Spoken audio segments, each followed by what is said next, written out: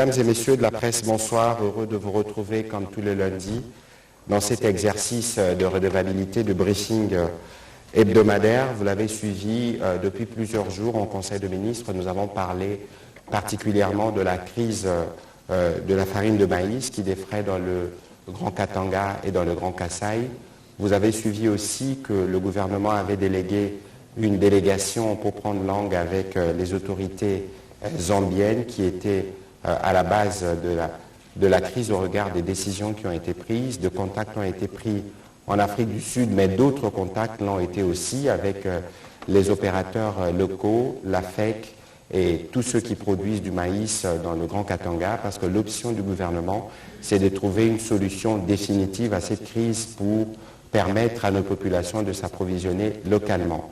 Dans la suite de ce qui a été fait, il y a eu évidemment de rapports qui ont été faits d'abord de manière préliminaire en Conseil de ministres.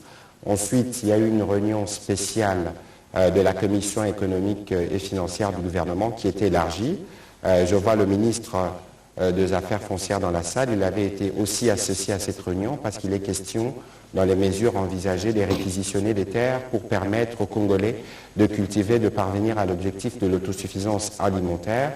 Et depuis ce matin, nous l'avons annoncé de manière spéciale. Nous avons donc eu une séance de travail avec le vice-premier ministre, ministre de l'économie nationale. Vous êtes chez vous, parce qu'il me souviendra qu'il y a quelques années, vous étiez à la tête de ces ministères. Plusieurs années après, on a apporté une touche un peu différente, un peu plus moderne. Bon, à l'époque, on n'avait pas les réseaux sociaux. Mais, Excellence, Monsieur le vice-premier ministre, nous vous remercions de vous être associé à cet exercice de redevabilité qui constitue l'une des marques déposées de notre gouvernement que vous avez rejoint il y a quelques mois, et votre expertise, nous l'avons senti dès le début de cette crise, et aujourd'hui, nous voulons faire la restitution du travail que vous avez fait, mais nous voulons surtout regarder l'avenir, parce que l'avenir, comme vous le savez, est bien plus important que le passé, et donc aujourd'hui, nous avons cet exercice spécial avec la presse, mais aussi quelques membres de votre cabinet qui vous accompagnent. Nous avons vu le ministre Emelende, mais aussi quelques députés à la dimension de l'homme, chef de parti. Mais ce soir, c'est un exercice avec les journalistes où nous voulons dire ce que nous avons fait et répondre à leurs questions pour permettre aux Congolais d'être édifiés. En liminaire, en Conseil de ministres du vendredi passé, c'était des sujets principaux, mais nous avons aussi parlé d'autres questions, notamment de questions de Calais, qui a été déclarée zone sinistrée, mais aussi de la question de la situation sécuritaire aux alentours de la ville de Kinshasa, où des mesures ont été prises pour restaurer la sécurité. Monsieur le vice-premier ministre, je vais vous donner la parole pour vos mots introductifs. Juste pour dire à ceux qui nous suivent de la maison, nous avons des écrans parce qu'il y aura quelques projections en termes graphiques pour indiquer un peu la crise d'où nous sommes et où nous voulons aller, mais le vice-premier ministre aura aussi l'occasion d'esquisser plus ou moins la stratégie du gouvernement pour la diversification de l'économie qui passe, à mon avis, comme l'une des solutions pour répondre aux différents défis de la République démocratique du Congo. Mon introduction a été assez longue, monsieur le vice-premier ministre. C'est le moment pour moi de vous passer la parole pour vos mots introductifs, et puis nous pourrons évidemment répondre aux questions des professionnels des médias qui sont particulièrement mobilisés ce soir. Monsieur le vice-premier ministre, vous avez la parole. Merci, monsieur le ministre. Je voulais tout d'abord saluer les membres des médias ici présents qui sont venus couvrir cet événement de redevabilité. J'adore ce genre d'exercice parce que j'ai toujours eu l'habitude de dire que quand on vous donne un mandat, vous l'exercez au nom du peuple et pour le peuple. Comme vous l'avez si bien dit, notre pays connaît, depuis le génocide au Rwanda de 1994, une guerre à répétition.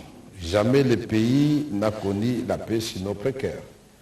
2 millions de réfugiés rwandais déversés dans les 2 provinces du Sud Kivu, détruisant l'environnement, la faune et tout ce qui peut aller avec. Mais le plus grave, parmi ces réfugiés rwandais, il y avait des ex-FARC intérieurement, il y avait des génocidaires, et ils sont entrés au nom du droit international humanitaire. Je voudrais préciser qu'il y avait 3 missions des Nations Unies au Rwanda au moment où ces réfugiés ont traversé la frontière entrée chez nous. Notre hospitalité, notre bonté nous a amenés finalement dans une zone où je peux dire que nous vivons l'enfer au paradis. Parce que le Congo, c'était paradis, un véritable paradis. Mais il y a une autre guerre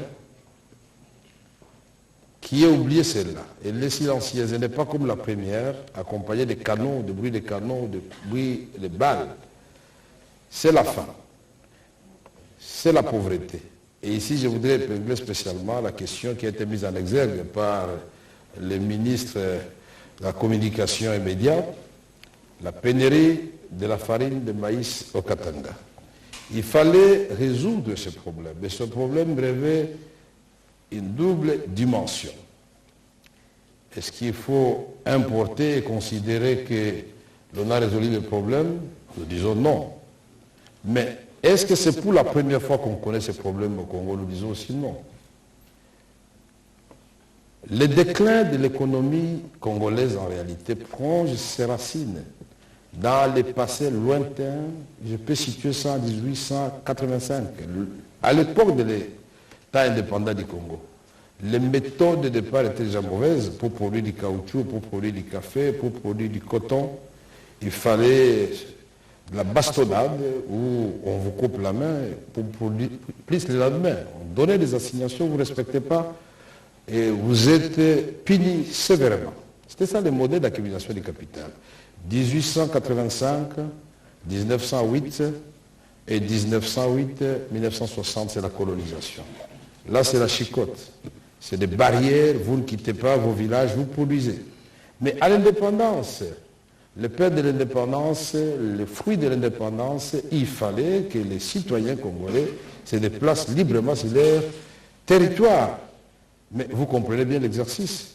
Les gens qui étaient forcés de cultiver pour nourrir ceux qui sont dans les milieux ruraux, d'une part, et d'autre part, produire des produits, des cultures pérennes pour alimenter l'industrie naissante en Belgique.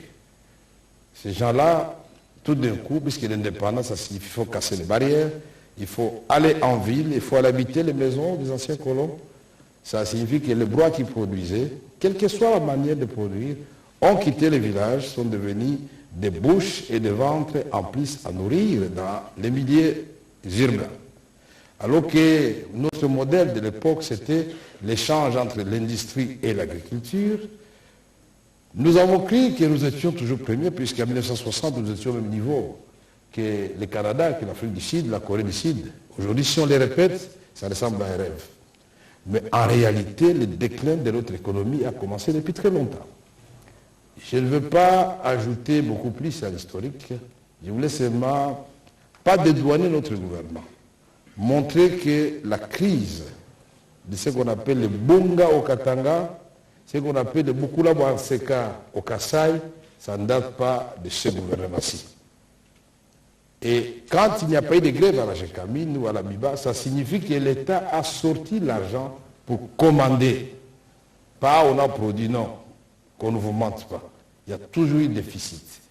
Aujourd'hui, nous disons, est-ce que nous allons rester là? C'est comme ça que le gouvernement, à l'issue de sa réunion de vendredi 12 mai 2023, a pris une série de mesures.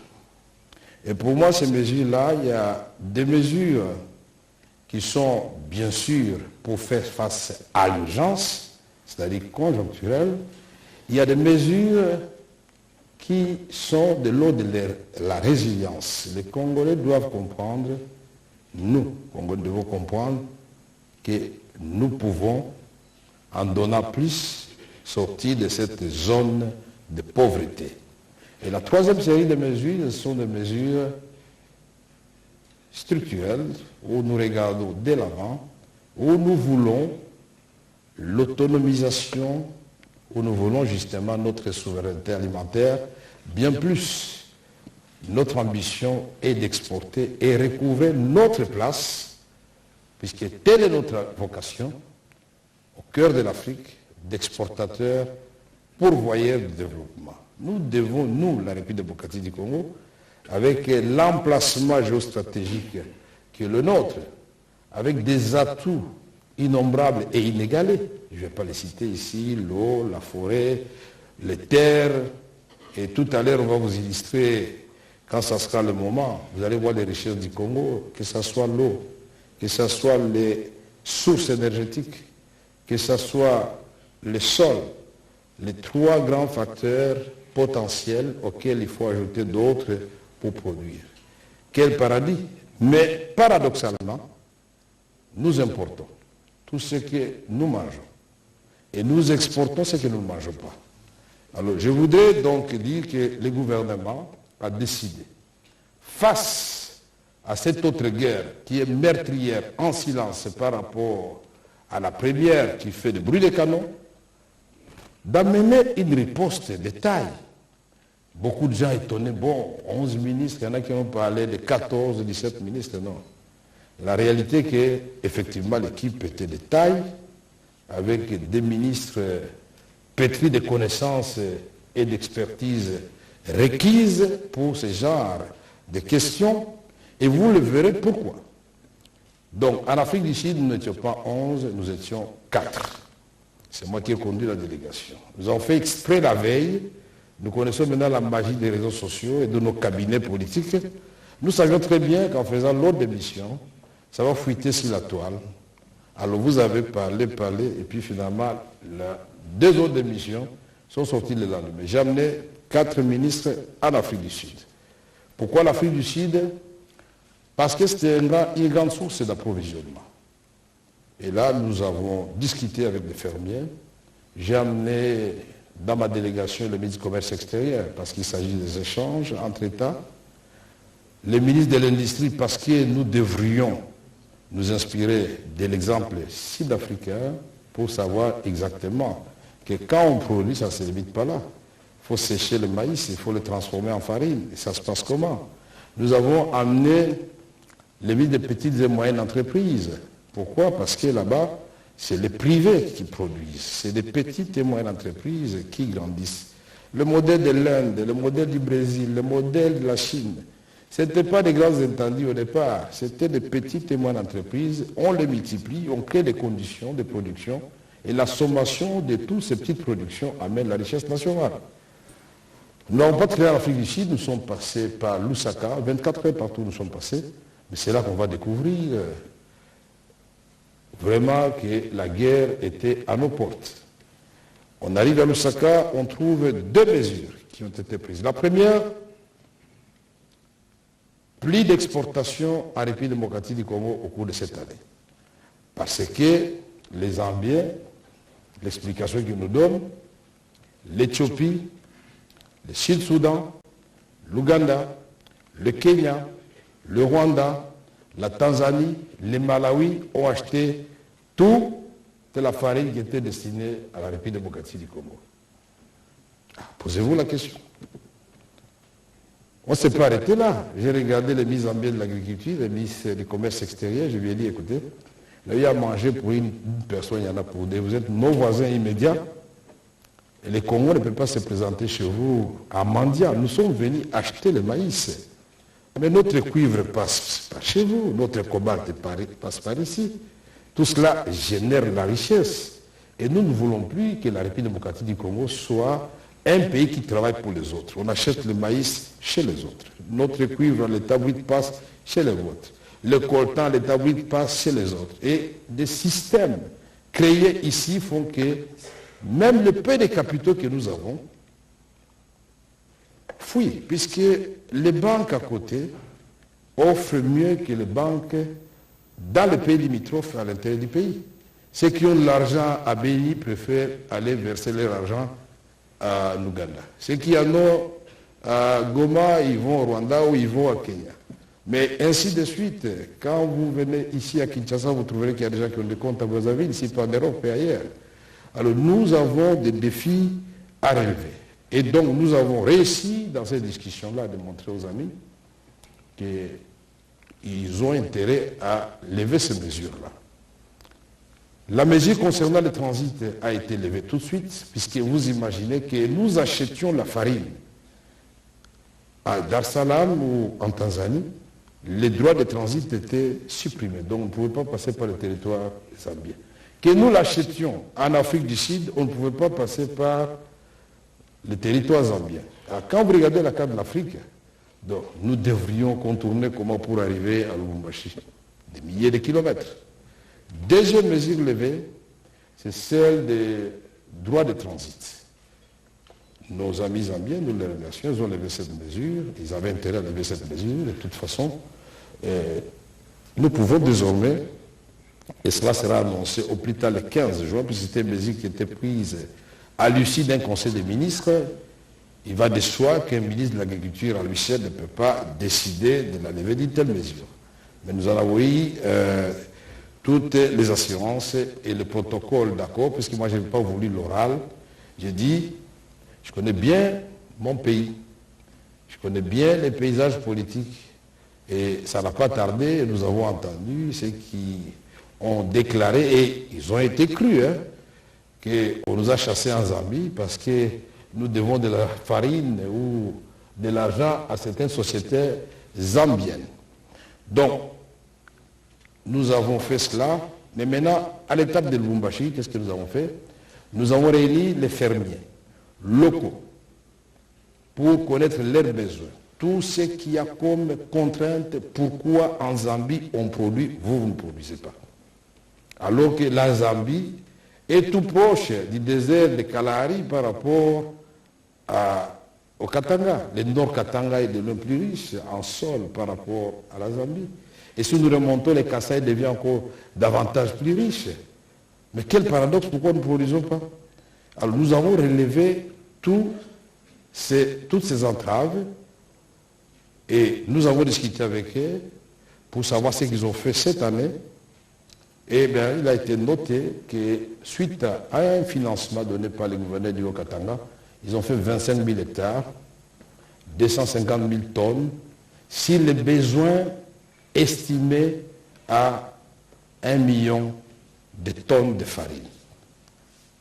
Pour les grands Kasaï, les grands Katanga et les grands Kasaï. Les déficits ont toujours été comblés par les importations. Nous avons réuni la FEC, toutes sections confondues, et nous avons cherché des solutions ou l'air desiderata. Et au retour à Kinshasa, qu'est-ce que nous avons proposé? À l'ECOFIN, nous avons réuni l'ECOFIN, c'est-à-dire la commission économie et finances du gouvernement, pour étudier ensemble avec les membres de l'ECOFIN les mesures à proposer au gouvernement. Nous avons proposé des mesures de deux ordres. Des mesures conjoncturelles, c'est-à-dire il faut importer parce qu'il faut... J'ai entendu quelqu'un dire que bon, il pleut chez nous, il suffit de mettre la graine de maïs dans le sol et vous avez le maïs. Bon, je crois que Jésus a multiplié le pain une seule fois, il a transformé le vin ou de l'eau avec une seule fois. Et je mets au défi quiconque qui va planter le maïs le matin et le récolter le soir. Nous ne voulons pas que les gens meurent, nous devons trouver des solutions. Ce n'est pas la honte pour le Congo d'aller importer pour sauver la population du Grand Katanga et du Grand Kasaï. Ce n'est pas la honte, c'est de la responsabilité. Sinon, que dire du président de l'Union africaine à l'exercice à ce moment, qui était parti jusqu'à l'Ukraine pour demander que les céréales viennent en Afrique? Que dire des Nations Unies et de l'Union européenne qui ont supplié les Russes et qui ont demandé à Erdogan, le président turc, d'ouvrir le couloir pour faire entrer les céréales? Ça ne veut pas dire qu'ils ne produisent pas chez eux.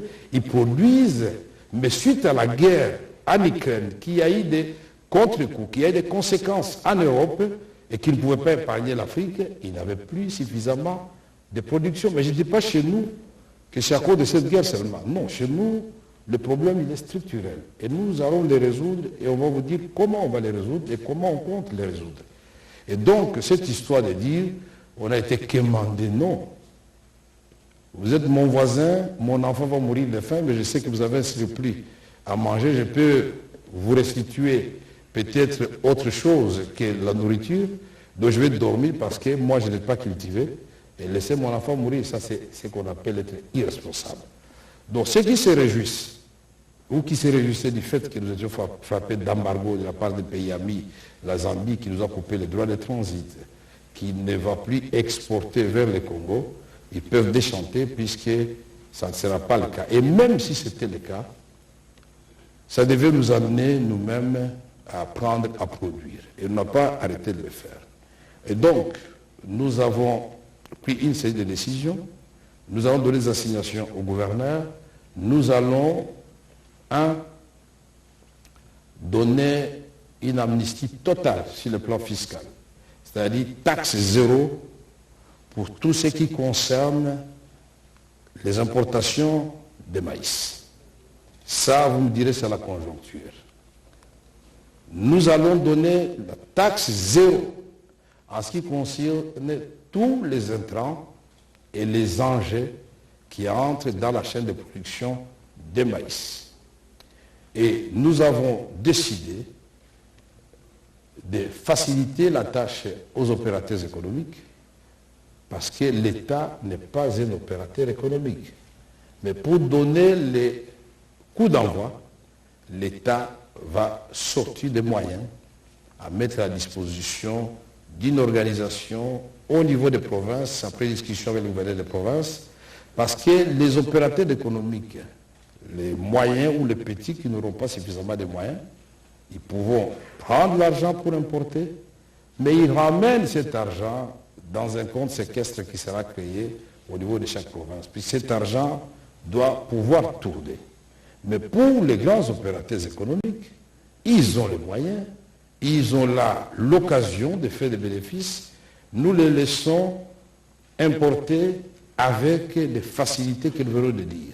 Attention ici, nous avons pris d'autres mesures pour créer des conditions de concurrence favorables à la République démocratique du Congo. Dans la zone de SADC, le coût moyen de production est à $200 par hectare. Mais au Katanga, c'est $340 à l'hectare. D'après vous, un opérateur économique rationnel, qu'est-ce qu'il va faire? Il ne va pas produire pour ne pas vendre, ou bien pour vendre à perte, il va acheter en Zambie, bien sûr, il vient vendre à Lubumbashi. Et ici, il faut mettre en exergue la qualité et la quantité. Voilà pourquoi nous allons supprimer tout un tas de facteurs que l'État introduit dans une fiscalité qui est devenue toxique, qui ne peut pas permettre à un opérateur économique de produire. Vous savez, trop d'impôts tue l'impôt, comme on le dit. On paie et on va le faire. Ne pas taxer, mais vous allez voir que ça va créer de la richesse. Et en contre-coup, non seulement ça va créer des petits entrepreneurs, mais ça va amener à l'échelle de l'argent à l'État. Mais soyons clairs, la mesure ne concerne pas les miniers ou les autres hommes d'affaires. Ça concerne la filière de la farine, de maïs et tous les intrants fertilisants, semences, engrais, engrais. Vous commandez votre tracteur, je vous mets au défi. Si à partir du moment où on va donner le go, on vous dérange parce qu'il y aura un contrôle motorisé avec militaires, policiers, inspecteurs de l'économie, inspecteurs de l'inspection des finances et d'autres agents de l'État, cette fois-ci, ou jamais, on va sanctionner, sérieusement. Nous disons que nous avons la stratégie aussi, et je ne voudrais pas ici entrer dans la matière du ministre de l'Agriculture, Joseph Panda, parce qu'il a présenté aussi au gouvernement le plan d'urgence agricole. Mais nous présenterons, je crois vendredi en 8, avec le ministre du Commerce extérieur, qui est lui aussi membre de l'ECOFIN, la vraie stratégie pour la diversification de l'économie congolaise. Toutes filières confondues, pas seulement le maïs, tout confondu. Et je serais très heureux que tout le monde note aussi qu'aujourd'hui, avec cette parafiscalité étouffante, un dollar chez nous, quitter $1 chez nous, c'est 1 kilomètre. $1 de transport du même produit dans la zone SADC, c'est 10 km. Mais comment vous allez faire concurrence dans des conditions comme ça? Conséquence, aujourd'hui, si vous ne le savez pas, il ne reste plus que 5% des camionneurs congolais. 95% sont de la SADC. Et donc nous devons renverser cette tendance en créant des conditions attractives et qui puissent justement permettre au pays de rebondir et que le Congo retrouve, comme je l'avais dit ici, sa vocation qui est celle d'un pays producteur. Mais pour produire, vous devez avoir le sol. Nous avons le sol. Pour produire, vous devez avoir de l'eau. Non seulement la pluie, mais les rivières, le fleuve Congo à l'abondance. Vous devez avoir, parce que vous devez transporter, vous devez avoir de l'énergie. Tout à l'heure, on va vous montrer les sources de l'énergie potentielle, je dis bien potentielle que nous avons. Vous verrez que chaque territoire de la République démocratique du Congo a une source énergétique suffisante. Vous verrez qu'au-delà du territoire, 76 000 villages de la République démocratique du Congo ont des cours d'eau capables de donner à ces villages-là de l'énergie électrique. Alors, pourquoi ça ne marche pas? Voilà pourquoi notre gouvernement, nous avons décidé de briser cette spirale. Et nous allons le faire devant vous. Je sais bien que vous allez poser des questions. On vous a amené quelques... Voilà, là c'est... On peut montrer d'abord peut-être les déficits, comme ça on sait voir. Les déficits, c'était le premier slide, je crois. Ça, c'est des sources énergétiques, je pense. Mais il y a les tableaux aussi où on peut voir qu'on peut produire le maïs et le manioc et le riz sur l'ensemble du territoire national. Bon, Patrick, je vois que... Ah, voilà. Sur ce tableau ici, vous voyez, tout ce qui est en marron là, c'est le manioc. Mais un peu de jaune là, c'est à peine visible, puisqu'on n'en produit pas beaucoup, c'est le maïs. Et le bleu, c'est le riz. Alors vous-même, vous pouvez regarder la République démocratique du Congo, c'est toutes les provinces qui sont concernées par ces trois denrées. On pouvait vous donner une autre carte pour d'autres produits, même les cultures pérennes. Mais pour le moment, c'est l'affaire du ventre qu'on a voulu résoudre. Et aujourd'hui, nous sommes venus uniquement pour parler de la farine de maïs et de maïs. Et j'aurais voulu qu'on montre l'autre carte, ou bien les tableaux de déficit. C'est plus facile à visualiser. Comme ça, vous allez voir les gaps qu'il faut. Alors là, c'est la carte de route. Ici, nous parlons donc, vous avez les chemins de fer, vous avez les routes et vous avez les voies navigables. Tout ce qui est en jaune, ce sont des routes qui sont planifiées pour être construites.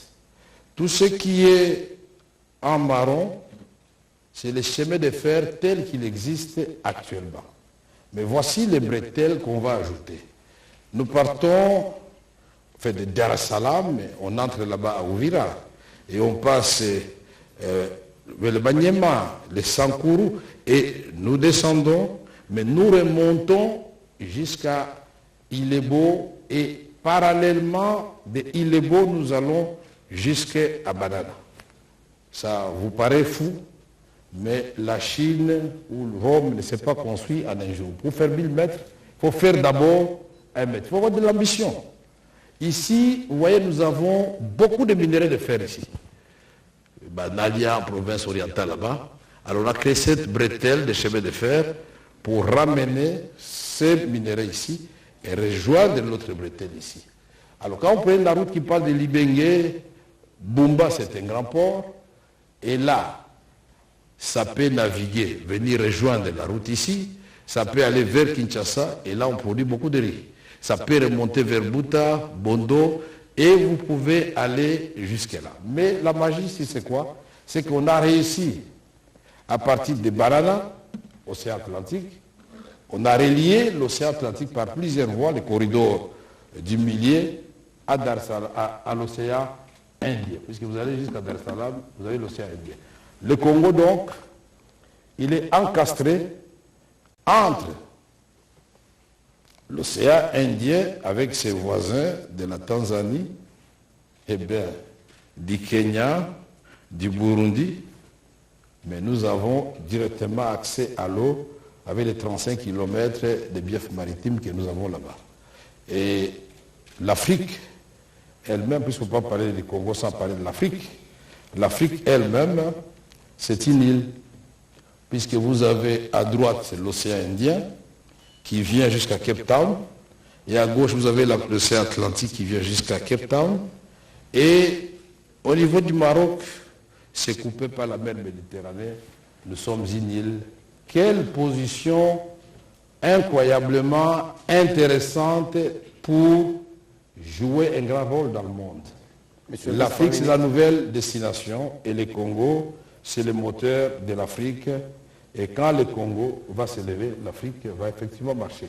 Prenons conscience maintenant, monsieur le ministre, messieurs les journalistes, je suis à vous. Monsieur le vice-premier ministre, merci pour vos mots introductifs qui étaient assez longs et appropriés parce qu'il fallait planter les décors. Ici, le plus important, nous l'avons dit en liminaire, c'est de trouver des solutions pérennes, des solutions qui nous permettent de régler les problèmes de manière définitive parce que, vous l'avez bien rappelé, le Congo ne commence pas par nous, même si les Congolais comptent beaucoup sur nous. Il faut qu'on regarde aussi le contexte dans lequel le pays a toujours évolué. Nous avons à peu près 40 minutes, monsieur le vice-premier ministre, pour répondre à des questions. Il y en a une bonne centaine, mais on va s'assurer que nous prenons l'essentiel. Et donc, je voudrais dire aux professionnels de médias, posez une question, s'il vous plaît. Comme ça, ça permettra au vice-premier ministre de répondre au maximum des questions. Et soyez sûrs que nous posons des questions qui nous permettent de rester dans les sujets pour éclairer les compatriotes sur cette question d'intérêt national. On va commencer cette série par Madame Rachel Kitita.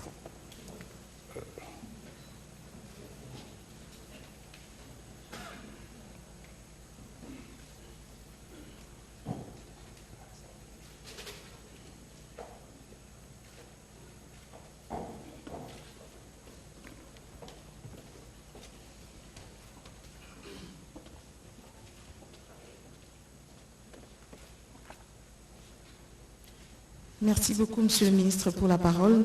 Deux petites questions, une pour le VPEM et l'autre question d'actualité pour vous, Monsieur le Vice-Premier ministre. Je vous ai bien suivi, comme les autres collègues, mais concrètement, qu'est-ce que vous comptez faire pour réduire les importations qui représentent 95%, 75% pardon, de la demande, notamment dans le Kasaï et dans le Grand Katanga, importation de la farine de maïs. Que comptez-vous faire exactement pour réduire, je ne vous ai pas beaucoup entendu sur ce point-là, la production locale. On va faire comment? On va procéder comment? Monsieur le porte-parole du gouvernement, vous avez suivi la question de l'organisation des élections avec la demande de l'opposition qui demande l'audit du fichier électoral, un audit international réputé du fichier électoral. Quelle est la réponse du gouvernement face à la demande de l'opposition? Alors, monsieur le vice-premier ministre, la règle du jeu, c'est qu'on répond coup sur coup. Donc, dès que vous recevez la question, vous y répondez. Alors, Madame Rachel, les opposants, on a compris que finalement, c'est les discrédits, pas seulement du processus électoral, mais de tous les efforts que nous faisons pour reconstruire le pays. Alors, j'ai vu, on m'a parlé hier d'une lettre qui a été adressée au FMI pour demander l'audit des appuis à la balance de paiement que nous recevons. Mais une lettre, je suis désolé, pleine d'ignorance, je ne suis pas économiste, parce que les appuis à la balance de paiement servent à préserver les réserves d'échange. Mais vous voyez, lorsque on est guidé par la haine ou l'aigreur, parfois on perd en objectivité. Je suis désolé.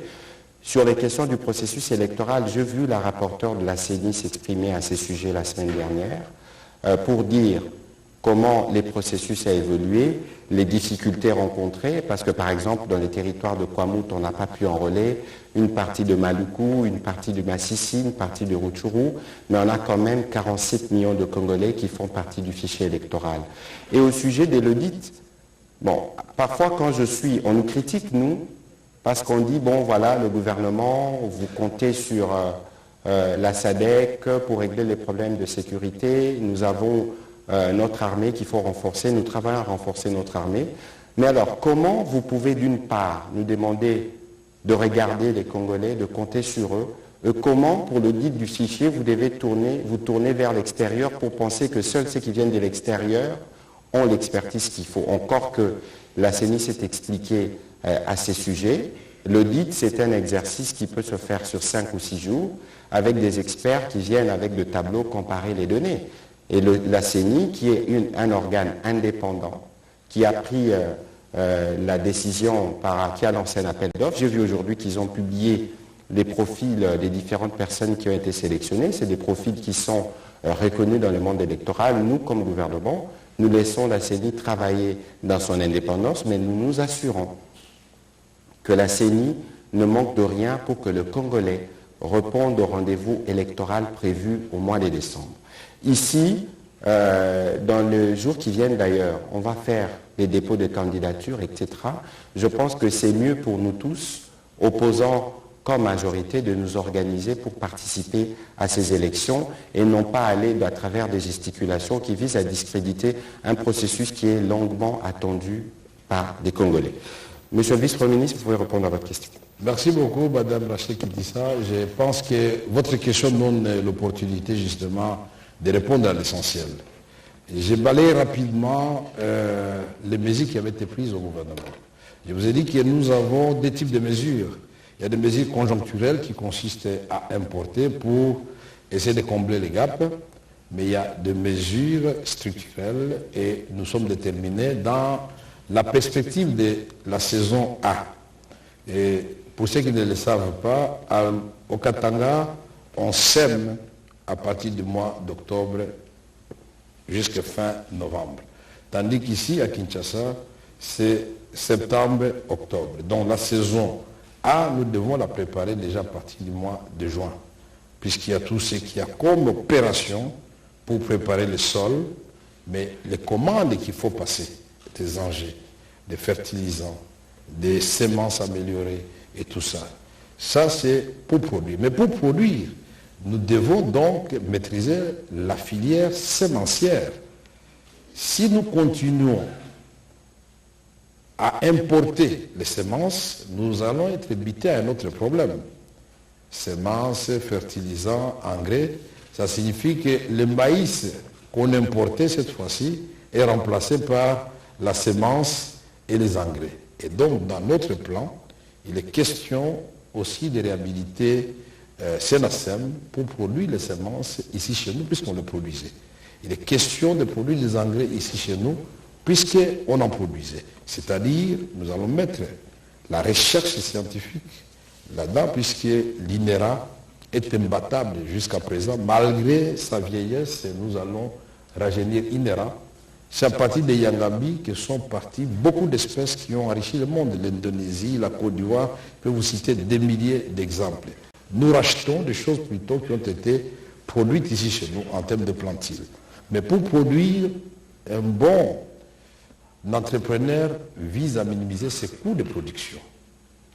En minimisant les coûts de production, ça signifie que l'État vous a facilité à vous d'avoir accès à moindre coût à toutes les composantes qui sont dans la filière de production. Mais aussi, il faut avoir un personnel qualifié. Nous sommes au niveau de la République. On doit réhabiliter le travail des moniteurs agricoles. On doit réhabiliter le travail de l'agronome du territoire. Et l'ambition ici, pour nous, c'est d'avoir au moins 1500 moniteurs agricoles, au moins 10 agronomes par territoire. Mais ça ne peut pas se passer seulement comme ça.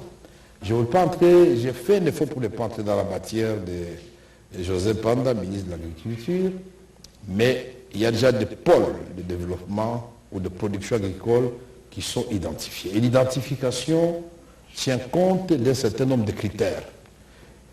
Il faut savoir que quand vous avez produit votre champ, vous devez évacuer les produits de votre champ jusqu'à la route principale d'évacuation. Ça signifie que le ministère des ITPR intervient. Il faut ouvrir. Le ministère du Développement rural intervient. Mais quand vous avez transporté Et quand vous avez amené, mais il y a le stockage, il faut construire les silos. Mais il y a la transformation, il faut construire des barrages, des micro-barrages pour transformer. Donc c'est l'électricité. Vous voyez, nous sommes dans la transversalité. Plusieurs ministères vont entrer en compétition ou en complémentarité pour essayer de répondre à ça. Mais il y a la question aussi de la quantité produite. L'objectif ici, c'est de combler les gaps. D'à peu près 750 000 tonnes par an. Exactement 750 000 tonnes par an. Et ici, pour combler ces gaps-là, il faut que par hectare, nous augmentions d'abord les rendements. En Zambie, ils sont autour de 7-8 tonnes à l'hectare. Mais le paysan, ici chez nous, il est à 1 tonne à l'hectare. Les grands producteurs là, ou moyens qui ont mis des fertilisants, ils sont à 4 tonnes à l'hectare, c'est la moitié par rapport à la Zambie. Donc nous devons ramener les rendements de la République démocratique du Congo légèrement au-dessus du rendement dans la zone SADC pour que réellement nos ambitions soient rencontrées. Et ceci doit se faire par étapes. Je ne dis pas qu'en un jour, on va tout terminer. Mais d'ici la fin de l'année, je peux vous dire que si nous avons un rendement de 5 tonnes par hectare et que nous cultivions, rien que pour les Haut-Katanga, 100 000 hectares, ça vous ramène déjà à combien? Alors la stratégie évidemment, c'est de mettre à contribution les autres provinces parce que là aussi on peut produire du maïs. Oui, Monsieur attention, il y a aussi des habitudes alimentaires. Nous pouvons, rien que les grands Kasaï et les grands Katanga, ça peut nourrir déjà toute cette partie exportée. Ça fait 9 Mais provinces. nous allons produire, compte tenu des distances aussi, le Congo central, il y a déjà le plateau de Batéry qui est tout près ici, il y a la province ex-Bandundu. Mais quand vous allez de l'autre côté, ou bien au centre, nous avons les Sankourou qui peuvent produire du riz. Vous avez la province orientale qui peut produire du riz. Vous avez les Maniema qui peuvent produire du riz. Vous avez même une partie de... On va prendre la question de Mme Gino Tabou. Donc, le Congo va y parvenir. Le Brésil l'a fait, la Chine l'a fait, et il n'y a pas plus de 60 ans, 50 ans, on s'est moqué de la Chine. Tout ce qui venait de la Chine, ça faisait rire. Mais aujourd'hui, je pense que plus personne ne peut se moquer des Chinois. Ça sera comme ça pour la République démocratique du Congo. Les gens entrent chez nous, ils sortent comme dans un marché, ils se moquent de nous, mais chers compatriotes, soyez rassurés que le Congo va s'élever. Et nous, ce n'est pas pour faire trembler les voisins ou les autres. Et nous allons marcher donc avec tous les voisins. Nous sommes pourvoyeurs du développement et du bien-être. C'est ça notre vocation. Ce que nous faisons, c'est du gâchis. Vous avez 80 millions d'hectares de terre arabes et les gens meurent de faim. Les sujets tellement... Voilà. On va permettre à Mme Gino Rehema de poser sa question. Je vais demander à Mme Ange Kassongo d'avancer. Merci Mme Rachel qui d'avancer et ensuite nous allons prendre les autres questions. Merci Monsieur le Ministre. Pourquoi cette année cette crise fait autant d'écho? Pourquoi autant de mobilisation médiatique, politique et financière autour de la crise? Et aussi parlant des maïs, quel est le volume de moyens financiers que le gouvernement a dégagé pour juguler cette crise et quel est l'argent mis de côté dans la solution durable? Madame, je commence par vous rappeler qu'il y a ce qu'on appelle le principe de l'unicité de la caisse de l'État. On ne prend pas de l'argent, on met de côté comme dans une chambre à coucher, non. L'argent, c'est la caisse unique de l'État. Budgétisé. Absolument. Oui, absolument. C'est fait, les calculs sont faits pour combler les gaps, puisqu'ici, il nous reste 6 mois pour arriver à la fin de l'année. Mais en même temps, les maïs que nous allons planter, nous allons les récolter de façon vraiment à le consommer, puisqu'il faut qu'ils sèchent. Ça sera vers le mois de mars de l'année 2024. Et toutes les dispositions sont prises par rapport à cela. Mais pourquoi maintenant on parle trop de maïs et pas il y a quelques mois? D'abord, il y a le choc que nous avons subi à la suite de la guerre de l'Ukraine. Le gouvernement congolais, je n'étais pas encore membre du gouvernement somalien, mais il y a le principe de continuité des affaires de l'État.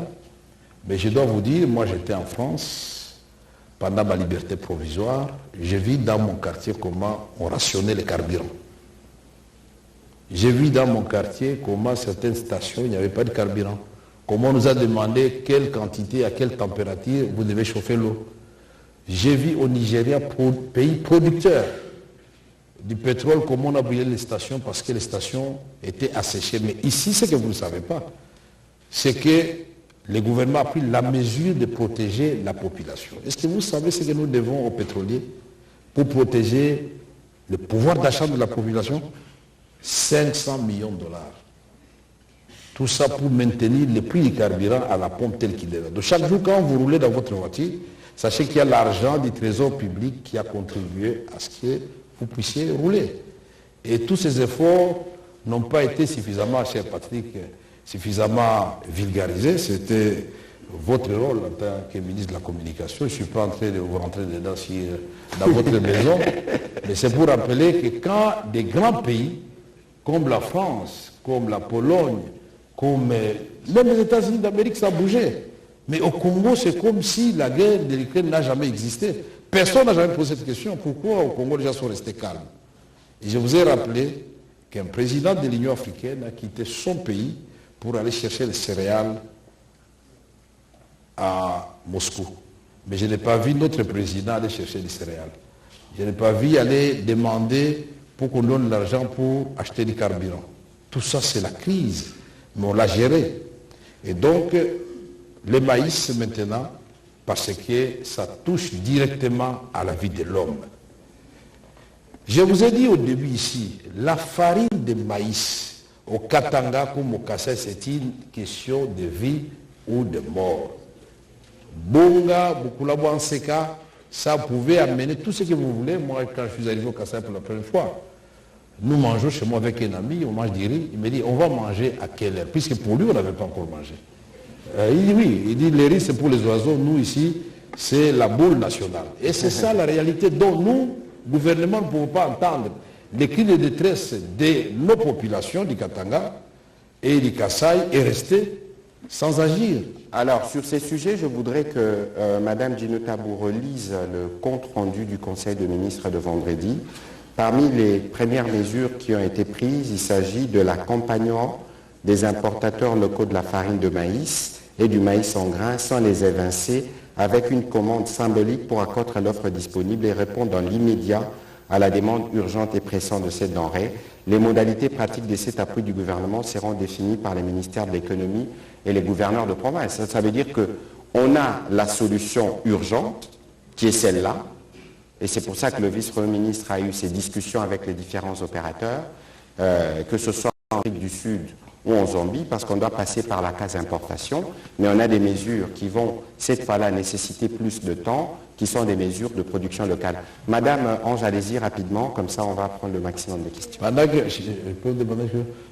que Madame Ange est en train de formuler sa question, j'aurais voulu, je ne sais pas qui projette, quand même qu'on puisse voir le communiqué conjoint que nous avions signé avec les gouvernements zambiens, je ne sais pas si on l'a montré, puisque ici il y a beaucoup de Saint-Thomas.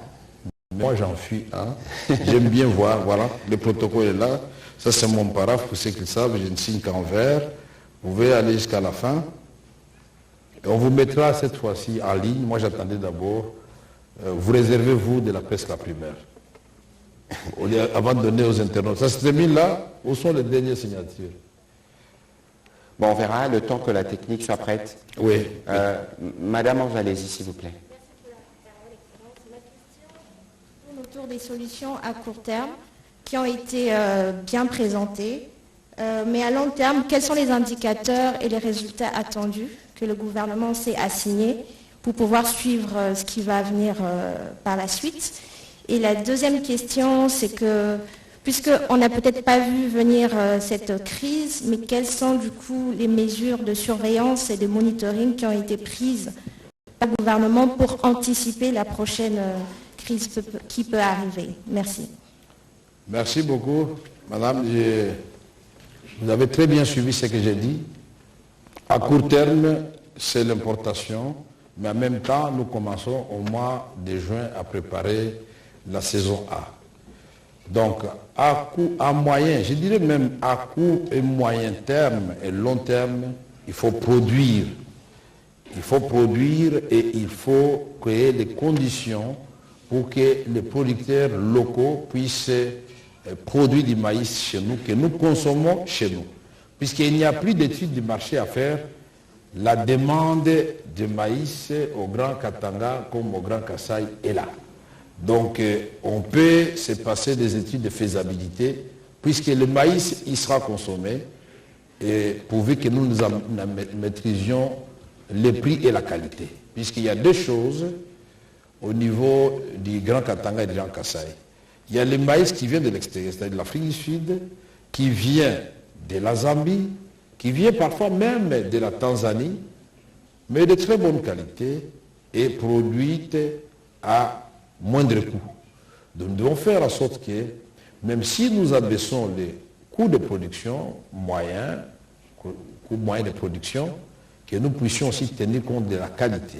La quantité, madame, c'est là où nous allons jouer tout à l'heure, je vous ai dit, nous aurons des pôles de production, mais nous allons aussi accompagner les petits fermiers, nous allons accompagner les petites et moyennes entreprises, nous allons rendre cette activité attractive et attrayante pour que les gens, puisqu'à la recherche du profit, puissent se lancer là-dedans. Mais vous ne m'avez pas posé la question de savoir comment nous allons faire en sorte qu'il n'y ait pas de spéculation.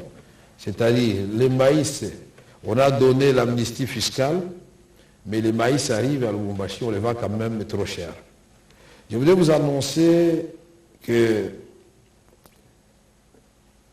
dans les lois là-bas, au moment où nous parlons, le maïs a atteint le niveau que nous voulons atteindre dans le Haut-Katanga et dans le Grand Kasaï. Pourquoi? La production locale avait bénéficié d'un accompagnement. Donc on ne va pas inventer la roue, d'un accompagnement. Au moment où je vous parle, il y a une grande minoterie d'un privé installé au Katanga qui n'a rien à envier aux grandes minoteries du monde, qui peut faire des tonnages et des tonnages par jour. Il n'y a plus de problème à dire que c'est vieillissant ou ça, c'est la qualité. Et donc, nous allons assister les fermiers locaux, les opérateurs économiques, mais en même temps, je vous ai dit qu'il y a l'opération de ramassage qui sera faite par le SNCC en collaboration avec les différentes entités décentralisées. Parce qu'on a vu des vidéos. Ah, nous avons du maïs ici, à Kabongo, pourquoi on va aller chercher du maïs en Afrique du Sud? Les PDG, le DG de la SNCC, Fabien Moutombe, puisque c'est de lui qu'il s'agit, a été instruit de se rendre ici, les liens avec du wagon, s'il vous plaît. Mais qu'est-ce qu'il a trouvé sur place? Une centaine de sacs de maïs, mais tout le reste, il a été piégé. Tout le reste, c'était de l'huile de palme, c'était du ciment, c'était des barres de fer en direction du Kasaï. Mais évidemment, le Kasaï, c'est le Congo, il l'a amené, mais il n'a pas ramassé le maïs, puisqu'on nous a dit qu'il y avait du maïs à ramasser. Et donc, tous ceux qui ont du maïs, qui se fassent connaître, et on va ramasser ce maïs. C'est facile de dire non, ils ont pour les pas que nous place. Mais j'ai entendu même quelqu'un dire que non, lui, Kamere, la firme de son épouse produit à Kinshasa, et pour qu'il y ait la rareté, je n'ai pas compris la relation entre Kinshasa et Lubumbashi. Soyons quand même un peu intellectuels. Produire à Kinshasa, ce n'est pas mauvais pour nourrir Kinshasa. Produisons tous. Devenons tous producteurs. Même les journalistes font même la moitié des hectares. Monsieur le vice-premier ministre, on va prendre la question d'Israël Moutombo. D'Israël Moutala, excusez-moi. Merci, monsieur le ministre. Israël Moutombo, oui, je me suis dit, il a changé de physionomie. Merci, monsieur le ministre, pour la parole. J'ai des petites questions au ministre de l'économie. La première, c'est de savoir, est-ce qu'on a évalué le coût des mesures fiscales? Ça veut dire que l'État va se priver des impôts, de la parafiscalité. Ça va coûter combien à l'État? La deuxième petite question, c'est par rapport à la production. Le ministre de la Communication a parlé de 750 000 tonnes comme gap. Mais de quoi a-t-on besoin comme quantité de maïs? Pour toute la République pour le Grand Katanga et pour le Grand Kasaï. Est-ce qu'on peut savoir annuellement, on a besoin de combien pour évaluer justement la production qu'il faut pour combler ce gap? L'autre petite question, c'est par rapport à la main noire. Un ministre du gouvernement, le ministre des Finances, a évoqué, derrière la politique hostile de la Zambie, qu'il y avait une main noire, la main d'un politicien. Est-ce que le vice-premier ministre ici, qui était membre de cette délégation, peut-il confirmer ou infirmer les propos du ministre Nicolas Kazadi par rapport à cette politique? L'autre question, c'est Israël, ça fera 4. C'est bon. C'est intéressant. C'est des petites questions. L'autre question, c'est par rapport à la coordination. Parce que pour piloter une politique gouvernementale, il faut une coordination. Or, le ministre de l'Agriculture ne fait pas partie de la commission ECOFIN que dirige monsieur le vice-premier ministre en charge de l'économie. Est-ce qu'il n'y aura pas de problème de coordination? Parce qu'à l'ECOFIN, il n'en fait pas partie, il est dans la commission reconstruction, si je ne m'abuse. Est-ce qu'il n'y aura pas de problème de coordination? Nous faisons partie d'une même équipe, il y a un Premier ministre, un Président de la République, tous les ministres font partie du Conseil de ministres et lorsqu'il y a besoin de transversalité, ça s'impose parce que les réunions de crise que le vice-premier ministre a présidées, le ministre de l'Agriculture y a pris part. D'accord. Et enfin, la question que j'adresse au ministre au ministre Mouyaya, c'est la question en rapport avec l'énergie. Le VPM en a parlé. En écho au propos de Monseigneur Ambongo, qu'en est-il justement de centrale de Kakobola et des KTB? Je m'arrête là. Écoutez, je n'ai pas suivi Monseigneur Ambongo, mais ce que je peux vous dire à ces sujets, c'est que le gouvernement travaille. Et d'ailleurs, il y a même des essais, en tout cas dans la discussion que j'ai eue avec mon collègue de l'énergie, qui permettent d'avoir un début de lumière à Gungu. Et que d'ici la fin de l'année, le projet de Kakobola sera totalement achevé. C'est 10,5 MW qui doivent être produits. Ces travaux étaient à l'arrêt, nous le savons tous bien, mais ils ont repris autour de 2020. En même temps, nous avons engagé des travaux de construction de lignes de transport parce que c'est l'autre défi et des villes comme Gungu, Idiofa pourront être électrifiées à l'occasion. Cette question d'ailleurs me permet d'annoncer que pour l'autre projet dont on parle tant, c'est le projet du barrage de Katende. Le gouvernement a trouvé un accord avec le financement indien autour de 200 millions de dollars pour faire ces projets. Je crois qu'on prendra rendez-vous à son retour de Chine et nous serons en mesure de vous édifier sur le sujet. Ici, le vice-premier ministre l'a fait relever. Nous faisons beaucoup de choses en même temps. Mais bon, fort malheureusement, monsieur le vice-premier ministre, ce qui intéresse le plus, c'est des sujets de polémique, ce n'est pas toujours des débats de fond.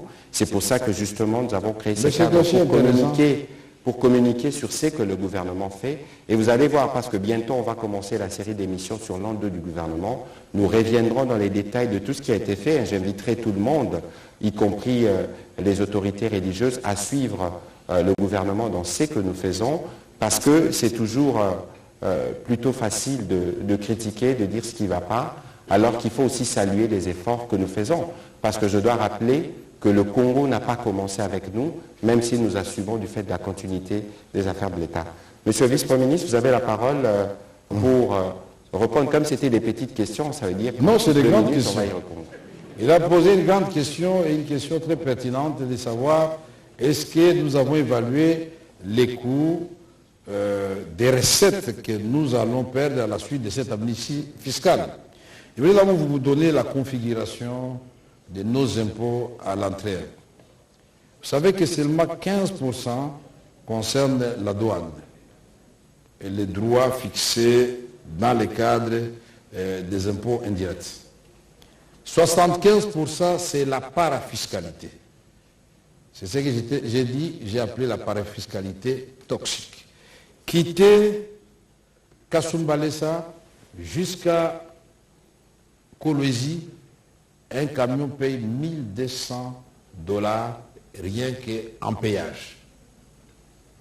Quand nous allons supprimer certaines rubriques, je vous dirai combien nous avons économisé, combien nous avons perdu. Mais ici, nous parlons en ce qui concerne la farine de maïs et les graines de maïs des taxes zéro. 2. Quand vous parlez des besoins annuels, je vous ai dit, pour la question qui nous concerne, c'est 1 million de tonnes. Et c'est la grande partie de la République démocratique du Congo consommatrice de la farine de maïs. Nous sommes allés résoudre un problème de façon d'abord conjoncturelle, et ensuite je vous ai dit comment nous allons faire pour les résoudre de façon structurelle. Filière sémencière, former les agronomes, former les moniteurs agronomes, et créer des espaces pour cultiver. Et nous savons si les rendements, nous les ramenons à 5 tonnes à l'hectare. Si vous avez 100 000 hectares, si vous avez 200 000 hectares, puis c'est possible, vous êtes au-delà de ce que vous attendiez. Et donc ce n'est pas de la magie, c'est tout simplement la volonté est considérée désormais que, comme on le chantait à l'époque, que l'agriculture est devenue réellement priorité des priorités.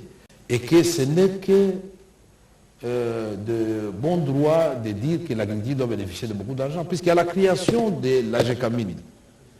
L'agriculture a financé les capitales de l'AGECAMINE. Et aujourd'hui, tous les miniers qui sont en train de prendre les minerais, il est temps que, comme l'a dit le président de la République, que les sols prennent sa revanche sur le sous-sol. Nous disons main noire. Mais je ne sais pas si on doit vous faire un dessin. Je vous ai amené un document qui atteste clairement que nous n'avions plus de droit de transit. Qui atteste clairement que alors que nous avons pas en guerre. Nous ne sommes pas en guerre. Mais ça s'appelle guerre commerciale. C'est une autre guerre silencieuse, sans canons qui font de bruit, sans des balles qu'on tire, mais qui tuent. Nous étions étouffés. Et donc, et comme par hasard, quand vous regardez, on n'a pas la carte d'Afrique ici, là où se situent la Zambie et l'Éthiopie et le Sud-Soudan, venir acheter le maïs à Lusaka et nous dire à nous qui sommes à quelques mètres, quelques milliers, que nous n'en avons plus pour vous, ça fait quand même problème. Mais en même temps, nous avons vu les gens se réjouir. Je crois que c'est ça que le ministre des Finances a voulu dire. Moi, je ne... Tout en ne désapprouvant pas, Nico, moi j'aime ce genre de choses. Que ces gens-là viennent ici dans l'émission de Patrick Mouya, qu'on débatte. Qu'ils nous disent, ils ont géré, s'ils avaient bien géré cette contrée de la République démocratique du Congo, nous aurions trouvé déjà une structure implantée pour continuer à produire. C'est tout ce que nous Ils ne vont pas nous dire que non, ils ont géré, les jours sont partis, ils ont transporté machines et hommes et intrants, et tout comme par hasard s'est arrêté. Il n'y a pas d'omniscient. Aujourd'hui, le président Magufuli n'est plus, mais la Tanzanie continue à produire. Ça signifie qu'un bon dirigeant, c'est celui qui laisse des traces. Il écrit l'histoire. Il ne faut pas commencer à passer son temps dans le narcissisme pour dire non, moi j'ai fait ceci. Mais il y en a, j'ai entendu non, moi quand j'étais ceci, j'ai arrangé chez moi. Alors, donc, nous avons combien de 145 territoires. Donc il faut que dans ces pays, on nomme 145 premiers ministres pour que chacun arrange chez lui. Ono Kamere n'a rien fait à Walungu, il était président de l'Assemblée nationale. Non, moi je n'appartiens pas à cette race-là. Quand je suis président de l'Assemblée nationale, je suis président de l'Assemblée nationale de tous les Congolais. Mais regardez le président Félix Tshisekedi. Il est du Kasaï.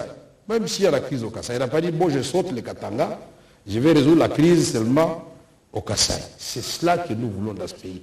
Les Congolais doivent aimer les Congolais, tout comme l'Africain doit aimer l'Africain.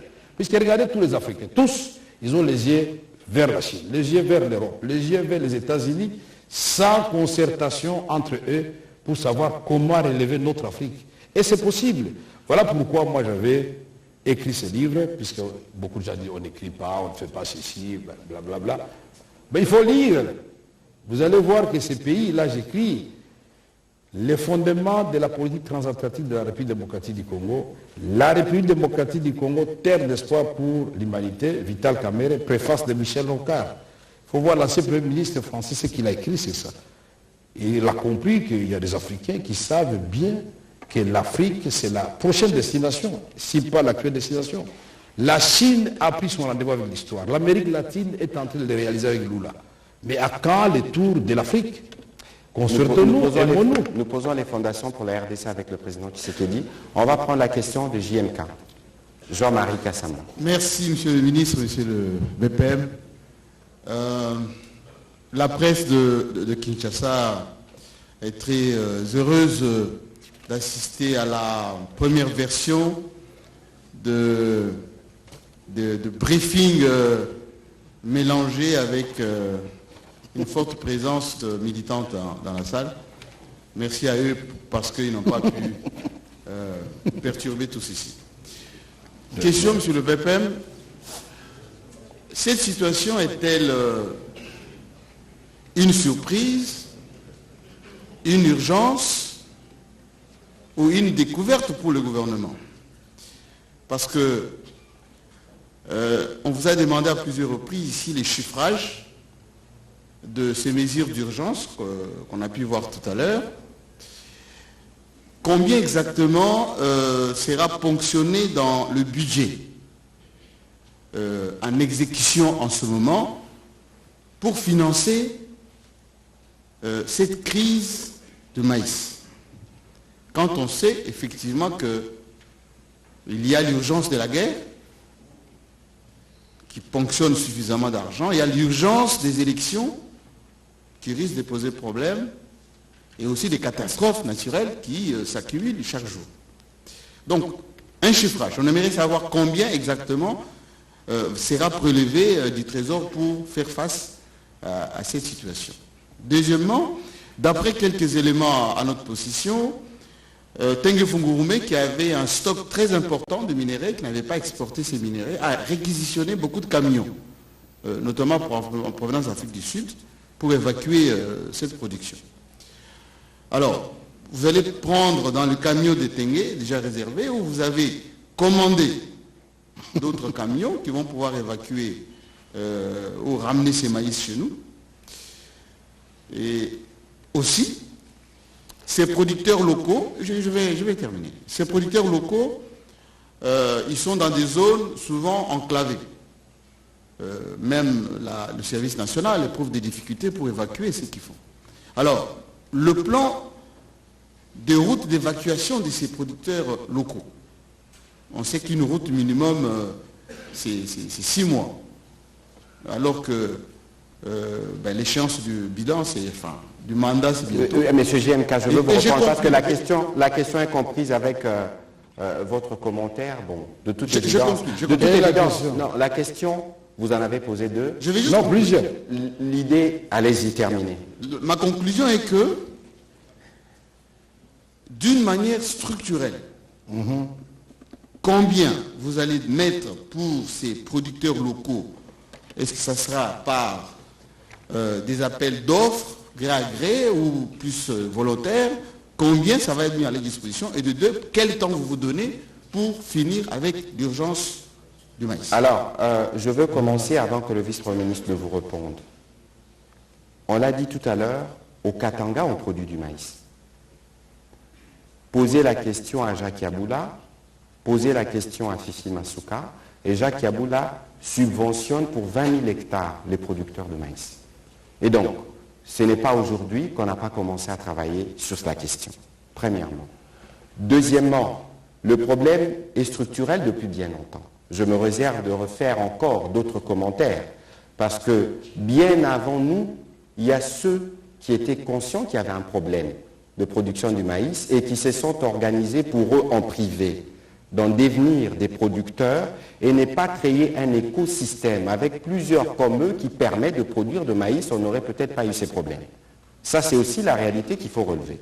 Aujourd'hui, nous venons, non pas pour regarder ce qui s'est passé, mais pour asseoir les bases, pour aller de l'avant. Il y a une situation urgente. Les VPM l'a dit, on a regardé, on a parlé des parafiscalités toxiques, on a parlé avec la FEC, parce que l'État a un rôle régulateur. L'État n'est pas celui qui doit commencer à produire à tous les coins. L'État, c'est celui qui crée les conditions qui permettent l'évacuation et qui permettent tout ce qui s'ensuit. Les sujets de l'agriculture, nous l'avons abordé en dernier Conseil de ministres. Je me réserve de vous donner les chiffres que le ministre de l'Agriculture a avancés par rapport au plan sur lequel le gouvernement a statué. Parce que le vice-premier ministre intervient parce que c'est lui qui a chapeauté avec tous les aspects transversaux, mais le ministre de l'Agriculture nous a donné un plan qui vaut plus d'1 milliard de dollars. Parce que quand vous parlez des questions de production, VPM, je termine par là pour ne pas épuiser votre réponse, les saisons, on ne plante pas, lui c'est un fermier, il le dira mieux que moi, à tous les moments de l'année, janvier, février, mars, avril, décembre, il y a des saisons particulières. Ici, l'essentiel, ce qu'il faut retenir, c'est que nous allons trouver des solutions urgentes et nous allons travailler à une solution dans la durée. Et pour ça, ça n'a pas besoin d'un terme de mandat présidentiel. Ça doit continuer de manière permanente pour que le Congolais ne manque plus jamais de Bunga. Monsieur le vice-premier ministre, vous avez la parole. Merci beaucoup. Je me réservais de donner les chiffres du plan de José Panda, ministre de l'Agriculture. Et j'ai même oublié quand votre prédécesseur a posé la question de savoir, José Panda il est dans le secteur productif, il n'est pas de l'économie et finances, comment vous allez faire? J'ai reçu l'autorisation du Premier ministre d'inviter n'importe quel ministre qui est utile à la réflexion que nous faisons au niveau de l'économie et finances. Puisque toute économie finalement dans ce pays et dans le monde, c'est ça qui fait bouger. Et c'est 1,2 milliard de dollars américains pour le plan d'urgence. Mais en ce qui concerne ce que je suis en train de vous présenter ici, Jean-Marie, vous avez posé au moins 10 questions en une seule question finalement. C'est utilisé en 3. Je connais votre tactique. Vous voulez m'embrouiller, mais en réalité, vous voulez savoir si c'est l'État qui va commencer à acheter et vendre. Non. L'État ne va pas acheter et vendre. Déjà, du fait que, Jean-Marie, vous êtes intelligent, du fait que vous, pour passer devant ma maison, ou bien pour faire entrer vos produits, vous devez me payer 100 $. Mais je vous dis, désormais, puisque ce produit-là est stratégique pour nous tous, vous ne payez rien. Est-ce que ce n'est pas de l'argent, ça? Quand un producteur économise, il n'a pas payé, l'État dit, je ne prends pas, vous payez 0. D'après vous, ça n'aura pas un effet significatif sur le coût de production? Vous pensez qu'en ce moment, les fermiers sont mécontents d'entendre M. Caméré annoncer et confirmer ce qui a été dit à l'issue du Conseil des ministres dernier? 2. L'État aurait pu s'abstenir même de mettre de l'argent dans un compte séquestre qui sera géré par une structure qui va impliquer les gouverneurs de province, qui va impliquer les ministres de l'agriculture provinciale, les ministres du commerce extérieur, les ministres de l'industrie, et un regard lointain de Kinshasa pour le suivi, puisqu'il s'agit de l'argent de l'État. L'État va intervenir une seule fois pour montrer l'exemple, pour montrer que nous pouvons effectivement produire et importer du maïs. Là, on vous aide, pour le reste, on crée des conditions pour que vous produisiez vous-même ici sur place. Évacué par les camions de Tengue Funguru maintenant, l'opérateur économique, le prix, le maïs importé rendu Lubumbashi, ce sera 19 $, transport compris, quand nous enlevons, quand c'est la taxe zéro. Donc les camionneurs, ça pilule de partout. Mais je déplore le fait que l'argent de nos compatriotes, nos opérateurs économiques, devra aller dans la caisse des camionneurs de la SADC. Si nous arrangeons, c'est comme ça qu'à la suite du même Conseil des ministres, nous avons obtenu du gouvernement que nous puissions faire un toilettage dans cette parafiscalité qui est toxique. Aujourd'hui, nous ne sommes pas distraits. Et les miniers qui ne pensent pas que nous sommes distraits, je suis en train de venir, je vais discuter avec eux. Puisque quand le gouvernement a pris la mesure de subventionner les carburants, les miniers ne sont pas pauvres. Les gens qui produisent mal. Mais regardez que, et les miniers, et M. Kazamba paye le même prix à la pompe à la suite de la mesure prise par Kinshasa. Quel manque à gagner? Donc, moi j'ai dit, en tant que ministre de l'économie, je dois discuter avec les miniers pour dire, monsieur, donc non seulement les codes miniers vous obligent à intervenir dans le social, à travers notamment la production, à travers la construction des infrastructures scolaires et sanitaires, mais là, il s'agit de l'argent qui aurait pu entrer dans la caisse de l'État. Mais l'État dit non. Mais comme on ne sait pas mettre deux prix sur le marché, j'ai discuté avec Patrick, le président, pas vous, hein, le président de la FEC du Haut-Katanga, il m'a dit non, c'est envisageable, on peut discuter. L'autre question, et celle-ci s'adresse aux opérateurs économiques. Il faut que nos opérateurs économiques nous donnent le volume réel du carburant qu'ils donnent aux miniers. Puisque là-bas au Katanga, il y a un paradoxe. Le gazole, c'est 75% de quantité. L'essence, c'est 25% de quantité. Mais voilà que le petit peuple, lui, nous là, c'est à la pompe, c'est l'essence souvent, des voitures à essence. Mais eux, c'est le gazole. Mais quel volume est parti là-bas? Parce que ça influe sur le prix moyen frontière. Et ça peut ramener un abaissement des prix. Donc, c'est complexe, mais tout ne va pas se résoudre en un jour. Le plus important, c'est que nous ayons conscience des problèmes qui sont les nôtres et que l'État, avec un bras de fer, dans un gant de velours, congolais ou pas, puisse résoudre ces problèmes. Et ici, je voudrais aussi dire à tous ceux qui ont bénéficié des exonérations, nous allons revisiter les exonérations en matière de carburant et de pétrole. Puisqu'au Katanga, c'est chaque jour, il y a naissance d'une entreprise. Mais Monsieur le vice-premier, ça c'est un autre sujet. Ça c'est lié. Des prix de produits pétroliers, vous l'avez dit, on essaie de gérer le temps. Donc c'était pour lui montrer que l'argent, nous allons en trouver si l'État et si les opérateurs économiques, nous travaillons comme des partenaires pour que le peuple congolais trouve son bonheur. Il ne faut pas qu'on nous piège quelque part, comme vous l'avez dit.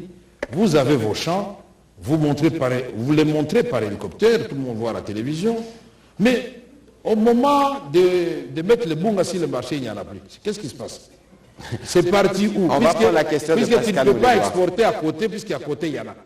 Ça, la dernière mesure que j'ai annoncée, et que j'annonce maintenant, et qui a été adoptée au Conseil, c'est la patrouille économique.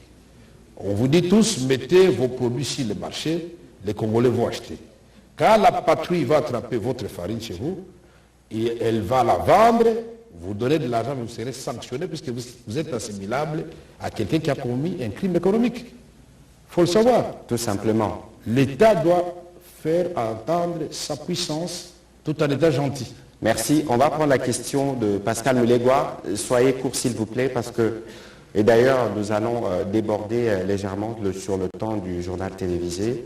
Nos excuses, mais l'importance du sujet le requiert. Allez-y, Monsieur le vice-premier ministre, dans les accords entre la RDC et l'FMI, il y a cette recommandation de réduire les seuils d'intervention économique, notamment pour les cas du carburant, mais avec la crise du maïs, vous venez encore d'ajouter, parce que vous renoncez notamment aux droits d'importation.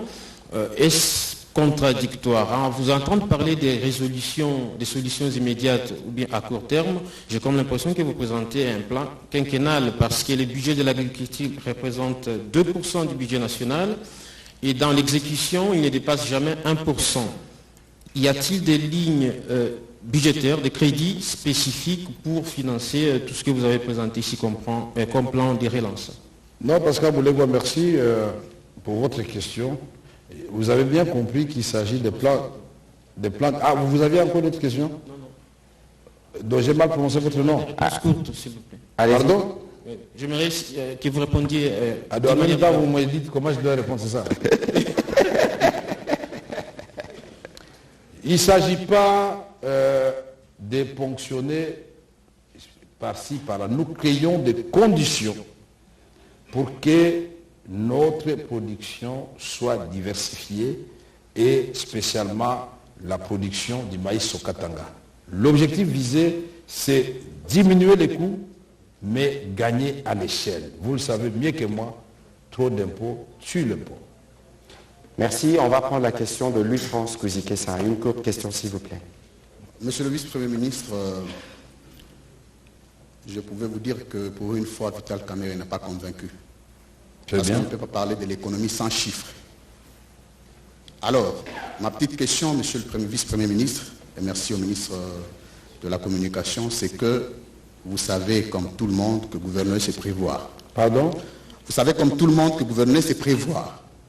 À l'entrée en fonction du président de la République, Félix Tshisekedi, on aurait bien voulu qu'on sache qu'est-ce que vous avez prévu pour que le problème qui devrait être résolu ne soit pas résolu sur base d'incidents? Pourquoi avoir attendu qu'un tel problème arrive pour que le gouvernement se précipite à trouver des solutions du reste discutables? Pourquoi pas à l'entrée du pouvoir que de telles situations soient planifiées, qu'aussitôt que ça arrive, que la solution soit sur la table, parce qu'entre-temps... C'est incroyable. Entre-temps... Je comprends très vite. Inutile de faire une longue... Oui, je peux terminer, oui. monsieur le vice-ministre. Pour faire bref, c'est comme si votre gouvernement n'est pas prévoyant en gouvernant. C'est un gouvernement qui subit les incidents et qui a des conséquences sur la vie des Congolais. Et la dernière petite intervention, c'était pour savoir comment avez-vous mené les études pour identifier les taux de consommation de Congolais de maïs vis-à-vis de besoins pour que vous puissiez carrément résoudre le problème. Parce que là, on ne sait pas les Congolais consomment combien de tonnes de maïs le mois ou l'an. Merci Parce beaucoup. que c'est ça l'économie. Merci. Vous vous dites qu'on a parlé d'économie sans chiffres. Je n'ose pas croire que vous êtes un non-voyant. Puisqu'ici, on a d'abord commencé par les tableaux qui montrent les déficits. Le besoin est de 1 million de tonnes par an pour les Grands Kasaï et les Grands Katanga. Voilà, il est là. Les chiffres, vous cherchez les chiffres, il est là. Ils sont là. Alors, je vous ai dit que ça représente 25% seulement de ce que nous produisons. C'est ça ce qu'il a dit, Kiaboula, avec tous les autres producteurs locaux. Vous dites que vous êtes ici pour la première fois quand même pas sans chiffres. Non. Je vous ai dit ici, en répondant à votre prédécesseur, les mécanismes mis en place, c'est que l'État va avancer comme l'argent. Vous savez, l'argent, c'est toujours de la guerre et de la spéculation. Je ne vais pas le dire ici. Les fermiers le sauront et vous le saurez quand ça sera fait. Je ne vais pas faire de promesses. Le mécanisme sera là. Ça sera un compte séquestre, ça ne sera pas géré par moi. Mais cet argent, c'est du revolving. Ce n'est pas de l'argent qu'on fait en cadeau aux fermiers. Un fermier peut dire non, moi je m'abstiens, j'ai mon argent, je ne prends pas cet argent. Un autre peut dire je prends. Et la marge bénéficiaire, vous savez que pour les producteurs comme pour les importateurs, c'est 20%. Et vous savez que pour les distributeurs, c'est 10%. C'est-à-dire, si le maïs est rendu au Katanga à $19 la tonne, le prix au marché de Katuba ou au marché de la Kenya sera de 19 plus 3. Ça sera de $22. Et c'est cela le mécanisme qui a été mis en place. Vous qui aimez les chiffres, je vous ai donné les chiffres maintenant. Je crois qu'à la fin de cette émission, vous aurez l'honnêteté de reconnaître qu'il y a eu des chiffres. Notre gouvernement, ce n'est pas un gouvernement de gestion des catastrophes ni des incidents. Puisque par nature, personne, ni les États les plus avancés comme les États-Unis d'Amérique, ne peuvent dire, bon, moi j'ai prévu qu'il y aura catastrophe tel jour et tel mois. Nous voyons le président américain courir à gauche, à droite, pendant qu'il est ici, il apprend que là-bas ça chauffe aussi. Et ça se passe comme ça dans le monde, il ne faut pas s'en réjouir. Ça fait mal quand les gens disparaissent ou ils sont ensevelis par la boue. Personne. Nous sommes au moment, et ils justifient ça par les changements climatiques. Je ne sais pas s'il y a des gens qui ont vu les images du lac Tanganyika, qui refusent, qui refoulent les eaux de la rivière qui viennent de la montagne, qui s'est jetée depuis des siècles dans le lac Tanganyika. Mais aujourd'hui, comme par hasard, le lac refuse ces eaux-là et les rejette à la surface. Attendez-vous à ce qu'il y ait des problèmes. Le gouvernement ne va pas attendre que les gens meurent. Nous avons déjà posé le problème puisque nous l'avons vu. Mais demander au gouvernement d'imaginer que demain il y aura catastrophe, ça c'est quand même les gens qui étaient à Calais ne savaient pas que ça allait se passer ainsi. Parce que la première catastrophe qu'on avait connue à Calais sous le président Félix Tshisekedi, c'est quand nous sommes partis pour la première fois. Après l'élection du président à Goma, le président a informé qu'il y a une embarcation qui a sombré avec 150 000 personnes. Le président a dit je ne continue pas sur Beni sans aller rendre hommage aux victimes et aux disparus. Nous sommes allés là-bas, le président, on lui a expliqué non, c'est parce que nous n'avons pas de quai convenable d'accostage. Tout de suite, il a commandé 4. Allez poser la question aux gens de Calais, si on n'a pas construit 4 quais modernes. Mais maintenant, c'est venu des montagnes. Et tout ça, si vous me donnez du temps, on peut vous expliquer. Il y a des gens qui utilisent de l'eau, il y a des gens avec 2 millions de personnes qui entrent chez vous, les arbres devaient en pâtir, bien sûr, qui étaient plantés, les montagnes sont devenues nues. Et ça, la communauté internationale, à travers les Nations Unies, ont une part de responsabilité. Effectivement, le ministre de la Solidarité nationale, dans son rapport au gouvernement, a parlé de ce que fait les réfugiés, ce qu'ont fait les réfugiés hutus-rwandais, qui étaient à la base de la déforestation. Monsieur le vice-premier ministre, je veux me permettre un petit commentaire sur la question de l'UFROS tout à l'heure, parce qu'il faut regarder les Congos dans son histoire. Le Congo ne commence pas avec nous, même si nous rebâtissons les fondations. Il faut regarder les bilans des départs et regarder où nous allons. Le vice-premier ministre qui était directeur de cabinet du président se souvient bien qu'en 2019, il y a eu beaucoup de contestations quand on a commencé le programme de la gratuité, mais aujourd'hui ça marche et nous soulageons des difficultés des millions de familles. Aujourd'hui on parle de couverture de santé universelle, on parle de 145 territoires. Il faut donner le temps au temps parce qu'en 5 ans, on ne peut jamais véritablement régler tous les problèmes de la République démocratique du Congo. On va prendre... Peut-être avant ça, dans le plan des 145 territoires, tout le monde sait les assignations qui sont données aux provinces. Mais si on élève ces assignations à 100 000 hectares, vous imaginez ce que le Congo peut produire? Est-ce que c'est impossible au niveau d'un territoire de faire 100 000 hectares si les conditions sont réunies? Déjà, les machines sont commandées, les camions sont en route, mais le tout aussi, c'est de mettre un bon mécanisme de gestion sur place. Des hommes, il faut les former. Les agronomes, il faut les former. La dernière formation des moniteurs agricoles date de lustres.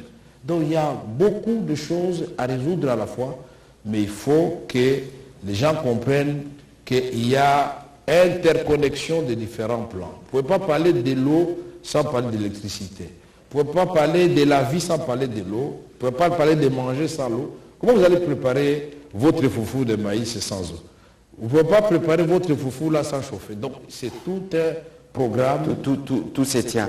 Alors on va prendre les questions en lingala et une question en swahili. La question de M.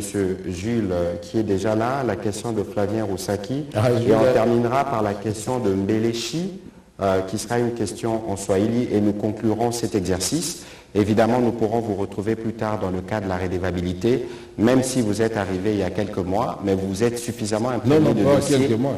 Voilà. Je suis arrivé exactement. Et donc, vous pourrez venir nous expliquer ce qui a été fait en Pas encore un mois d'ailleurs. Dans les secteurs. Je dois encore reçu mon premier salaire, attention. Jules, allez-y. Et Fabien, monsieur le vice-premier ministre, nous prendrons une série pour faire une économie de temps parce que nous débordons sur l'heure du journal télévisé. Voilà, merci, monsieur le porte-parole au gouvernement. VPM, Badbaota la biso balobi répondre na mituna. Nana kwende tout droit au but. Na mboko oyo boyebi ke tozela Thomson na Namibi tozwa yango te. Na mboko oyo tozela poulet béton tozwa yango te. VPM aye masango ya de père et de mère. Il y a de père et de mère. Outi nango libana. Alors, mituna. Masango ekoya mukolomini. Ekotekama na combien? Qui a mon téléphone là? Pe koteka yango wapi? Na vraiment mokuse. Et puis ba fonctionnaire bazolela. VK un économiste. Comment na mboko le dollar mataka chaque année? 2019 taux 19, 2020 taux na 20, 2021 taux na 21, 2022 22 de 2023 taux na 23. Alors VK oye na économie. Dollar et kokita mukolo nini pour fonctionner sur ma foutier est incapable de foutre ndaku parce que ndaku faut foutre na dollar mbo mazui to ezanke VK dollar et kokita mukolo na Congo. Merci. Voilà. Vous voulez répondre, monsieur le vice-premier ministre? Oui, je vais. Allez-y alors. Nakura tete. Et na la ndage bikonyo sote. Zera yo baki makambo ya masango ya mkoni ne lo baki liboso ya mona ta de père et de mère basango de père et de mère na bien monté mais masango ya ta chizalina yo bien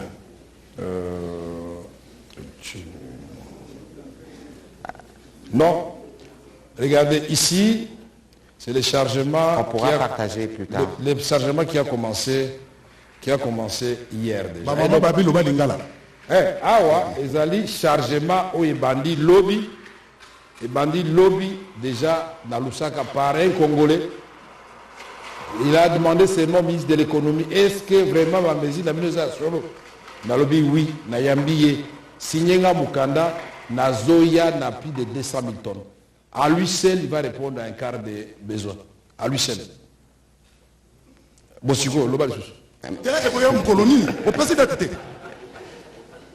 Awa, à partir de l'embarquement, quand on a au PCF vert, on a 4 jours de commune à Lubumbashi. On a ça communiqué avec les cantonniers sur le monde. On a le balo kutate. Il y a mis balo le baki taux d'échange. Taux d'échange, ils ont battu chaque jour. Mon frère, est-ce que vous avez dit que taux induisent la population dans RRT?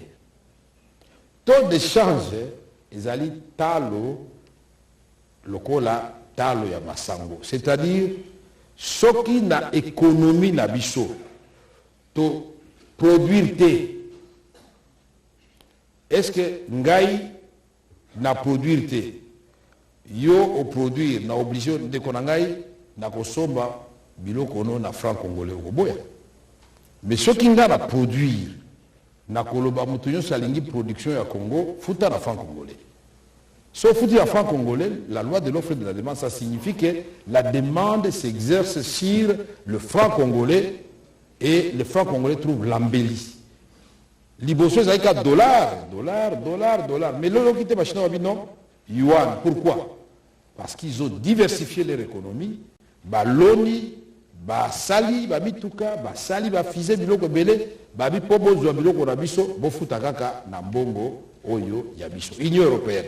Euro. Ce qui na poto, au $1000 dans le restaurant, bah pesa na euro, puisque bangomo va produire biloko na bango. Mais yo lo va chiko na mutoa a futo na franc congolais. Ah ba papa, kende ko tambola, biloko yo ngana e uti banda na produire ngo awate. Donc, pour que le taux baisse, c'est que les amis taboté. Il y a liboso, toujours discuter peut-être que maman gouverneur de la Banque centrale, la prochaine ECOFIN, il faut ça. Puisque nous devons révisiter de fond en comble la politique monétaire. Il faut total la politique monétaire d'Abisso Malam. Et ça, le système bancaire, non surtout Malam. Il y a mis balé. Il y a moninga il y a agriculture. Il y a baninga non surtout dans l'ECOFIN. Il y a un secteur productif de Yokani. Il faut présenter Bino Onalobaki. Le plan, il y a diversification, il y a économie. Les alités, il y a 5 ans, non. Et là, on dit que ça, là, to pesibino, n'a pas quantité, to pesibino, n'a pas délai, n'a monitoring, c'est-à-dire suivi, et c'est à quelle date précise, bilo comme on a. Boende basaka, makamo. Vaut mieux tard que jamais, de konangai, nandimi que, moi, kokoso, ezalaki, puisque, attention, bing, ezalaki, et puis ils ont continué, na guerre à Est. Mais en même temps, il faut vivre, puisque nous allons appeler guerre à Makasi. Quand nous avons été à terre, nous avons kufa. Il y a un lobaki. Tout ça, bitumba, il y a koluka kimia, c'est-à-dire la paix, il y a koluka lipa, c'est-à-dire la paix. C'est-à-dire tout ça, la paix, femi balé. Pain, la paix. Et donc, makabubani sous soi, ouest, il faut vraiment total ndengeni ni mboko yo. Chaque jour, ça c'est aussi parmi les facteurs aggravants. Ok, la Libanda, nous avons une émission, nous avons l'émission, nous avons la Champs-Élysées, mais c'est pas possible. C'est comme si les autres compatriotes avaient beaucoup de choses à la carte. Pourquoi les Rwandais vont faire des Rwandais? Au cas où il y a un problème entre les Bangote, au cas où il y a un chef d'État, Poani ba Cameroun ba finga biya chaque jour. Kaka biso ba Congolais. Donc chaque jour, gouvernement salibo boka e pola kala, boka na boy na boy.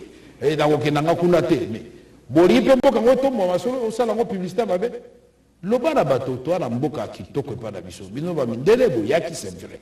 Bo colonisation c'est vrai mais ça suffit biso moko pe toko osala makamu ici lokola lula asalaki na Brésil.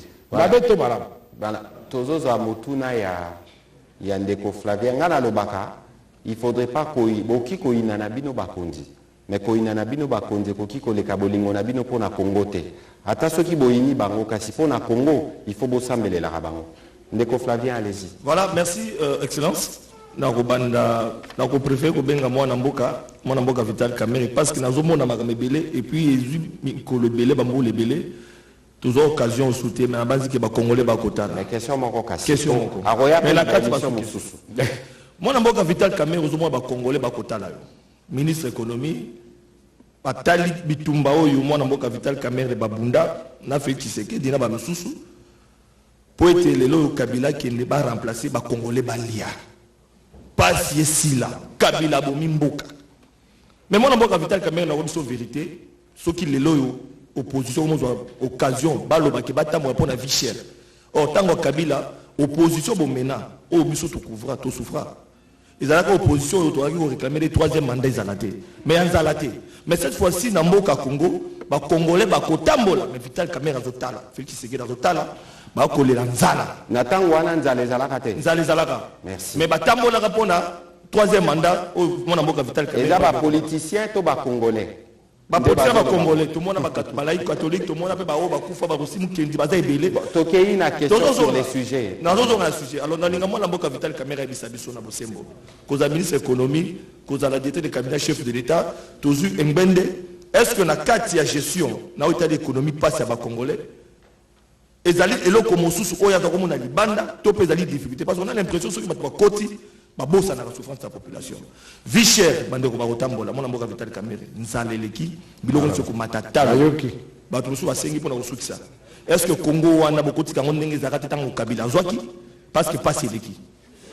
Merci Flavien. D'abord nakoyi bisabwe ngana la chance puisque na travaillé na Kabila père, na travaillé na Kabila fils. Naïgo travaille na Félix Tshisekedi. À aucun moment natikala komona ba congolais à moins que yo bota misika.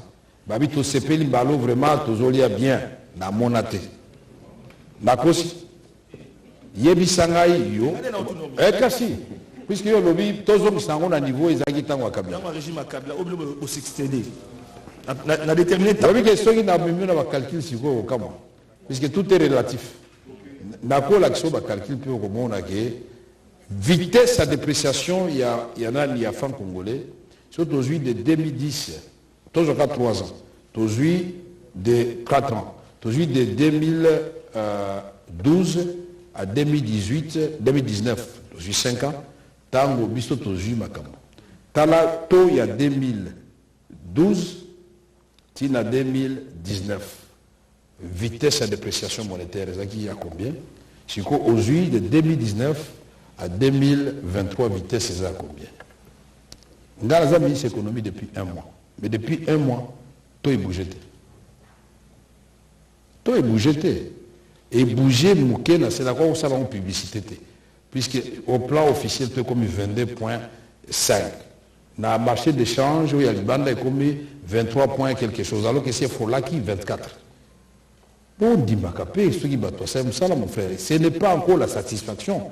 Dans la télévision, depuis Tozuba Mezi, Tomoni Keto et Saneti et Vanda. Dans le Baïka Boye, ils ont coupé espoir, puisqu'ils ont dit le là, fondation Oyo, Toko Tongela, économie Oyo, qui répond à Oyo, Nanzala Oyo, Flavien Azoyoka, Pebaningane Malam, Wana Zolo Bakaka.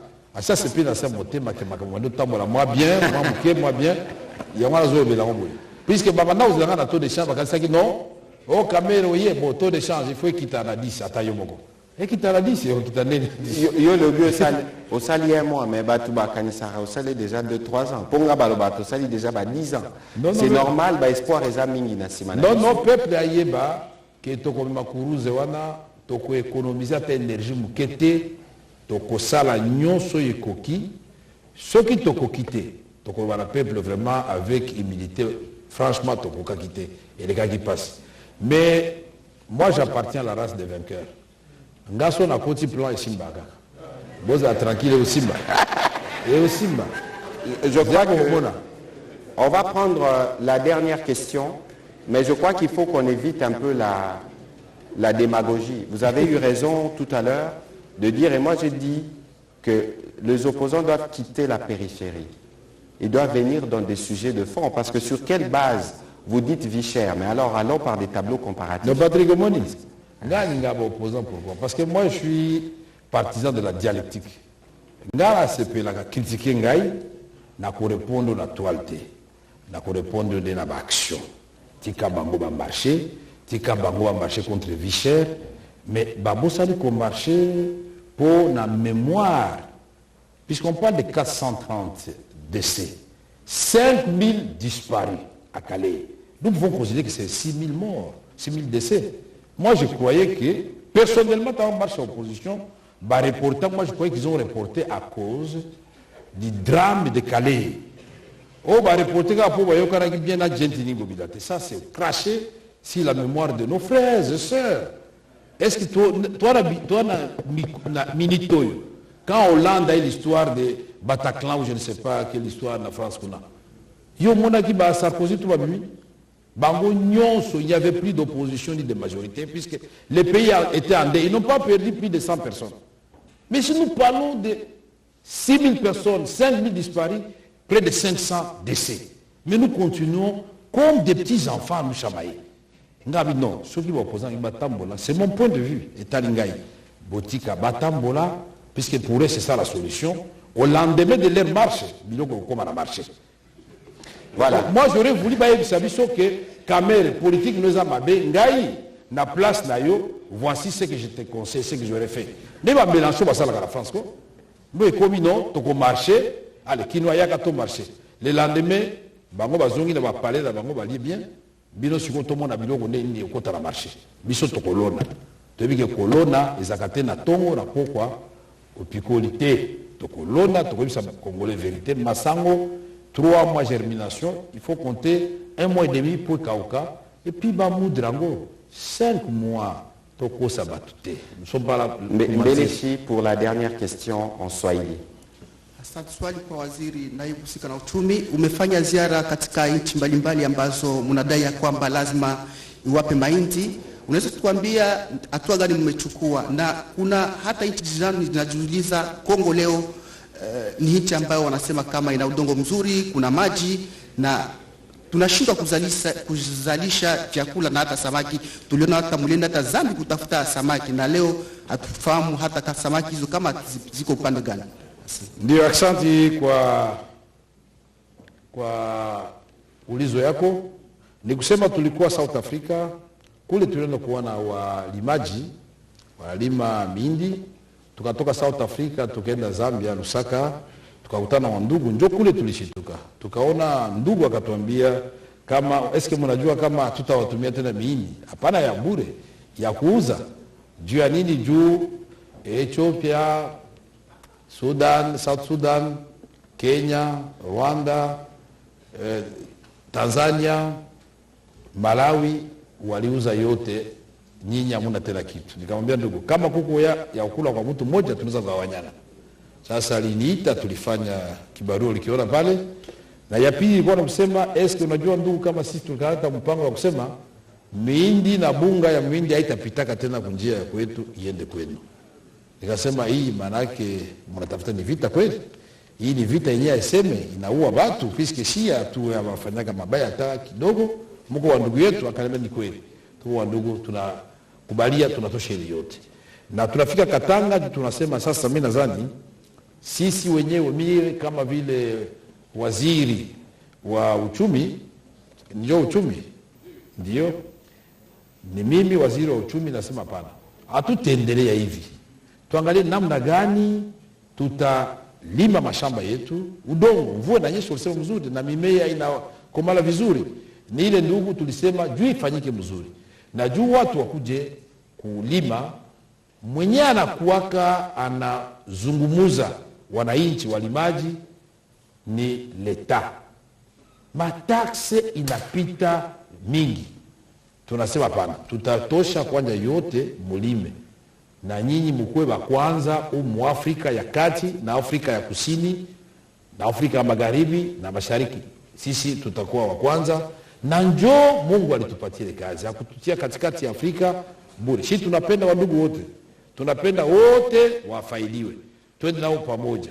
Hatupendi vita, na si atungie kwa mtu tunapenda sisi wote masikilizano.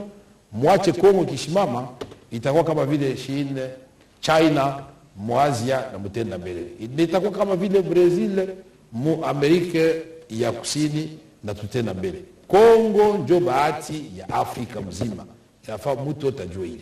Asante. Monsieur le vice-premier ministre, c'est votre dernier mot.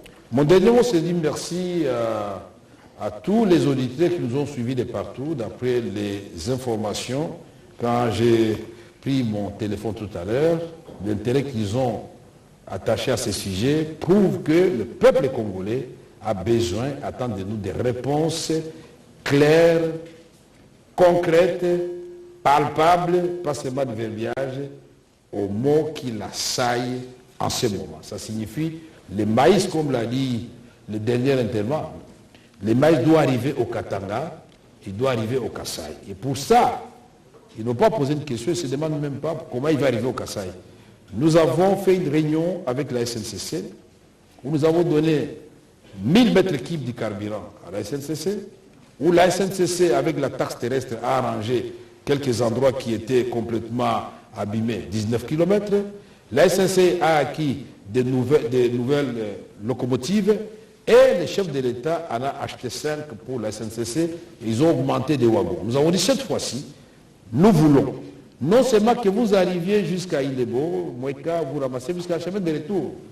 Je vous jure que les gens de Moueka n'ont pas besoin du maïs qui vient de la Zambie, ni de la Tanzanie, ni de l'Afrique du Sud. Ils vont ramener le maïs à Canada. Nous voulons cette fois-ci que ce train-là arrive à Kindu. Est-ce que vous savez ce que ça coûte un sac de ciment en Moujimaï maintenant? 70 $. Canada, 70 $. À Kindu, plus de 150 $. Est-ce que c'est normal? Pendant qu'il coûte 7 $ à Kolwezi. Il y a un problème. On doit le résoudre. Et donc, moi, je formule le vœu que les chevaliers de la plume et tous les médias ici présents, soyez les vecteurs de la vérité. Là où vous avez vu que ça n'a pas marché, ça va nous aider. Critiquez-nous positivement, nous allons nous améliorer. Il n'y a pas de problème. Nul n'est parfait. Il n'y a que le bon Dieu. Mais de grâce, faites de la bonne publicité pour notre Congo. Puisque nous passerons, le Congo restera. Merci beaucoup. Merci, Monsieur le Vice-Premier ministre, d'avoir participé à cet exercice. Autour du président de la République, Félix-Antoine Tshisekedi, et du Premier ministre Jean-Michel Sama Lukonde, nous travaillons à reconstruire la fondation dans tous les secteurs et dans les secteurs agricoles qui a fait l'objet de la communication de ce soir. Nous prenons des dispositions dans les secteurs de l'éducation et dans tous les secteurs de la vie nationale. Peut-être que les gens ne le remarquent pas, mais les Congolais ont déjà commencé sa marche vers la véritable refondation. Et j'ai coutume de dire ici, Monsieur le Vice-Premier ministre, qu'on peut tout nous reprocher, mais on ne peut pas nous reprocher la volonté de faire différemment et de faire de ce pays le pays grand dont ont toujours rêvé nos pères fondateurs. Et vous, là, vous en êtes un exemple, je vous félicite. Puisque la redevabilité, souvent ça se passe à l'Assemblée nationale, chez les élus du peuple, ou à l'Assemblée provinciale. Mais en dehors de cet exercice de l'Assemblée nationale, nous devons dire au peuple ce que nous faisons avec son argent. Nous devons dire au peuple toutes les promesses que nous lui avons faites, qu'est-ce que nous en faisons. Avons-nous rencontré des obstacles quelque part? Communiquer comme ça, c'est très important. Ça renforce la cohésion, ça renforce la complicité. Parce que si le peuple comprend réellement que nous sommes en difficulté et que nous étions l'objet d'un complot que nous venons de démanteler, mais le peuple va soutenir le camp de la patrie, bien sûr. Merci. Tout à fait. Parce qu'on a vu de comportements antipatriotiques, nous y reviendrons. Merci à tous et bonne soirée. Merci.